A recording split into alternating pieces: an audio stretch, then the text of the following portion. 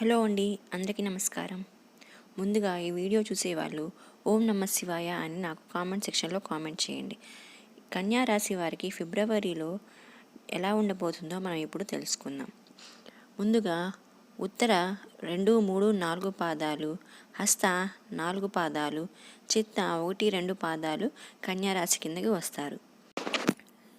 గత 12 సంవత్సరాల నుంచి మీరు చాలా ఎక్కువగా బాధపడుతున్నారు. మంచి సమయం వస్తుందని ఎదురు చూస్తున్నారు, కానీ మీరు ఎంతో ఇబ్బంది గురవుతున్నారు. మీరు చేసే ప్రతి ఒక్క పని మీకు రివర్స్ కొడుతుంది. మీకు మంచి డబ్బు సంపాదించాలని ఆలోచన అయితే ఉంటుంది, కానీ మీరు చేసే ప్రయత్నాలు ప్రతి ఒక్కటి కూడా బెడిసి కొడుతున్నాయి. అలాగే జాబ్ కోసం వెతికే వాళ్ళు, పెళ్లి సంబంధాలు చూసేవాళ్ళు, ఇలా అనుకున్నటువంటి ప్రతి ఒక్కటి కూడా మీకు రివర్స్ వస్తూనే ఉన్నాయి. అయితే మీరు టెన్షన్ పడాల్సిన అవసరమే లేదు. ఇక్కడ నుంచి మీకు మంచి సమయం అనేది వస్తుంది. ఇక ఈ దేవతల అనుగ్రహం మీ మీద ఉంది కాబట్టి మీకు సమస్యలు అనేవి ఉండవు. ఏకంగా కుబేరుడు అలాగే వినాయకుడు వీరిద్దరూ కలిసి మీ మీద అనుగ్రహం చూపించబోతున్నారు.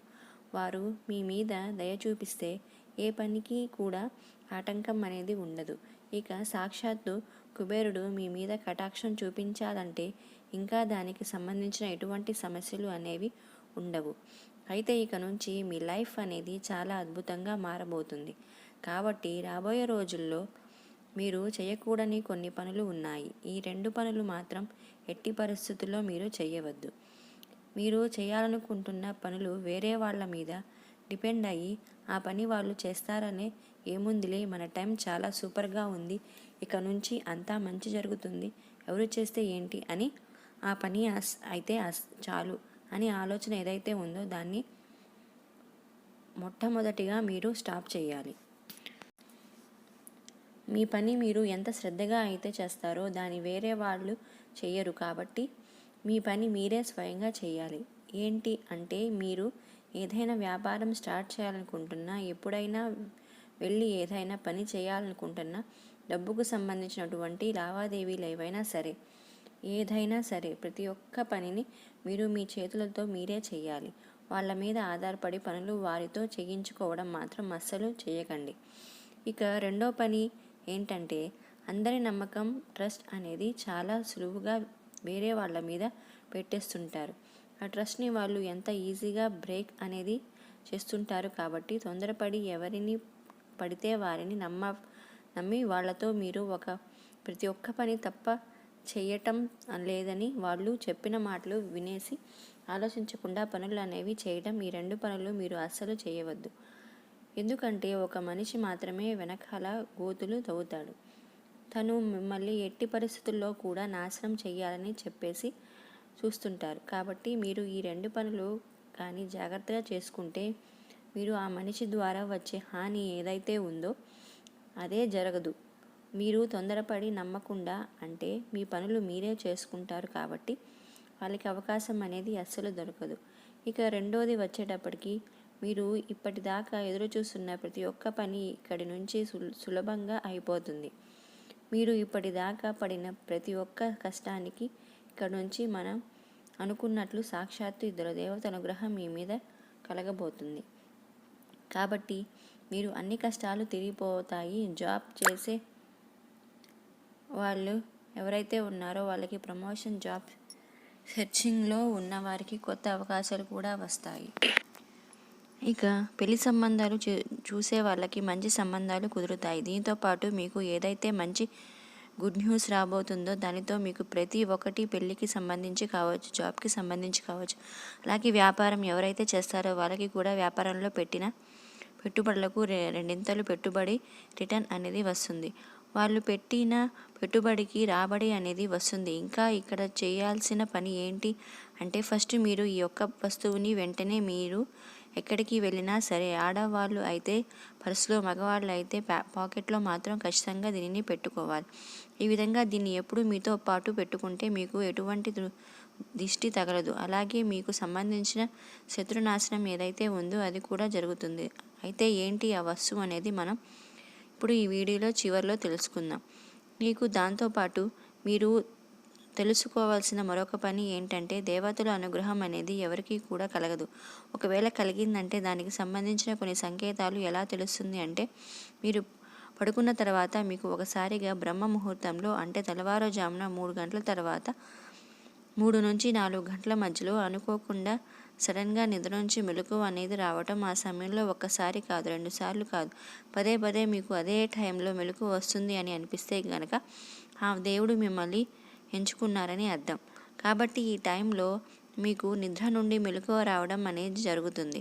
ఆ సమయంలో లేచి మీరు కాసేపు దేవుడిని స్మరించుకుంటే మీకు మరింత పుణ్యం, అలానే మంచి ఫలితం అనేది ఉంటుంది. ఇక రెండో సంకేతం మీకు మీ కళ్ళలో చిన్నపిల్లలు అంటే ఆడపిల్లలు చిన్నపిల్లలు కనడం, ఇలా కనబడిన తర్వాత కూడా మీకు కళలు అనేవి చాలా వస్తుంటాయి. కానీ దాంట్లో సంకేతం అనేది ఏమిటంటే మనకు గుర్తించడం అన్నమాట. చాలాసార్లు మనం ఎన్నో రకాల కళలు చూస్తూ ఉంటాం, కానీ ఆ కళలు అన్నీ మనకి గుర్తుండవు. కానీ కొన్ని కళలు మన దాంట్లో జీవిస్తున్నట్లు, ఇంకా కూడా నిద్ర లేచిన తర్వాత వాటిని మనం ఎక్కువగా సెండ్ చేయటం అనేది జరుగుతూ ఉంటుంది. మంచి సంకేతాలు తీర్థయాత్రకు వెళ్ళినప్పుడు, లేదంటే గుడిలోకి మీరు వెళ్తున్నప్పుడు ఇటువంటి కొన్ని కళలు అనేవి మీకు వస్తుంటాయి.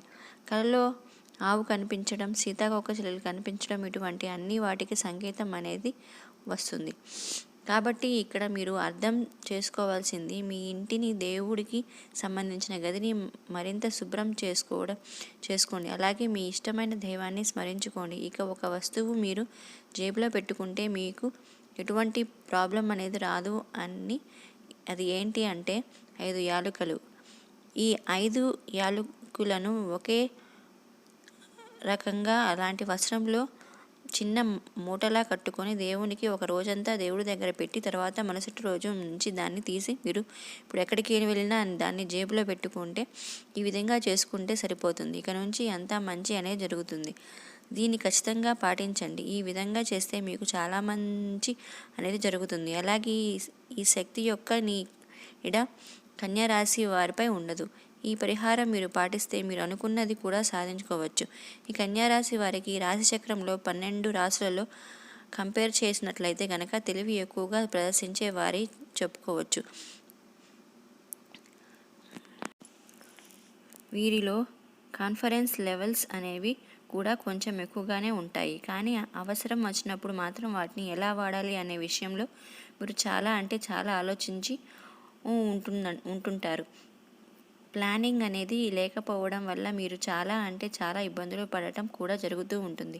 అలాగే మీరు ఆర్థికంగా కొంచెం ఎక్కువగానే ఇబ్బందులు పడటం అనేది కూడా మనం చూస్తూ ఉంటాం. కాబట్టి కన్యారాశి వారికి ఆర్థిక అభివృద్ధి జరగాలంటే, అలాగే వీరు అనుకున్నవన్నీ కూడా విజయాలు సాధించాలంటే, అంతేకాకుండా మీరు ఏదైతే ఇప్పుడు నూతన నిర్మాణాలు చేపట్టాలని అనుకుంటారో మరి అటువంటి వాటికి సంబంధించి ఏం చేస్తే వాళ్ళు ముందుకు సాగుతారో అనేది, అలాగే విదేశీయానాలు ఏదైతే సరే వారు అనుకున్నవి నిజం అవ్వాలి అనుకుంటే కొన్ని పాటించాల్సిన పరిహారాలు అనేవి ఉంటాయి. వాటిని సంబంధించిన పూర్తి వివరాలు ఇప్పుడు మనం తెలుసుకుందాం.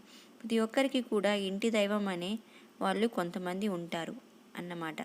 అలాగే ఈ రాశి వారు ఎవరైతే ఉన్నారో మరి మీరు కూడా మీ ఇంటికి సంబంధించినట్లయితే ఒక్కొక్కరికి ఒక్కొక్క ఇంటి సంబంధించిన ఒక ఇంటి దైవం మరియు కులదైవం అనేవాళ్ళు ఉండటం జరుగుతుంది. కాబట్టి దానికి సంబంధించి చూసుకున్నట్లయితే కనుక ఈ రాశి వారు మీ ఇంటి దైవం ఎవరైతే ఉన్నారో వారి పట్ల కొంచెం ఎక్కువగా ప్రార్థించడం అనేది చేయాల్సి ఉంటుంది. అలాగే కన్యారాశి వాళ్ళకి ఫిబ్రవరిలో కలిసి వచ్చే తేదీలు వచ్చేసి 2, 9, 11, 15, 20, 21. ఇలా ఈ కలిసి వచ్చే రోజుల్లో మంచి పనులు చేసుకుంటే అన్నీ బాగా కలిసి వస్తాయి. అలాగే కన్యారాశి వాళ్ళకి ఫిబ్రవరి అంతా కలిసి రావాలంటే పూజించవలసిన దేవుడు విఘ్నేశ్వరుడు. బుధవారం రోజున విఘ్నేశ్వరుడి గుడికి వెళ్ళి పూజలు చేసుకుంటే మంచిది. అలాగే సంకటనాశన గణేశ స్తోత్రము చదువుకుంటే చాలా మంచిది. ఈ ఫిబ్రవరి అంతా మీకు ఇంకా బాగా కలిసి రావాలంటే రోజు నిత్యం పూజ చేసుకునేటప్పుడు ఓం ఘం గణపతియే నమః అనే గణేశుని మంత్రాన్ని రోజుకి 21 సార్లు చదువుకుంటే మీకు ఫిబ్రవరి అంతా ఇంకా బాగా కలిసి వస్తుంది. విన్నారు కదా ఫ్రెండ్స్, ఇలా పరిహారాలు చేసుకుంటే మీకు అంతా ఫిబ్రవరి అంతా బాగా కలిసి వస్తుంది. ఈ ఇన్ఫర్మేషన్ కనుక మీకు నచ్చినట్లయితే please like, share and subscribe. Thank you for watching.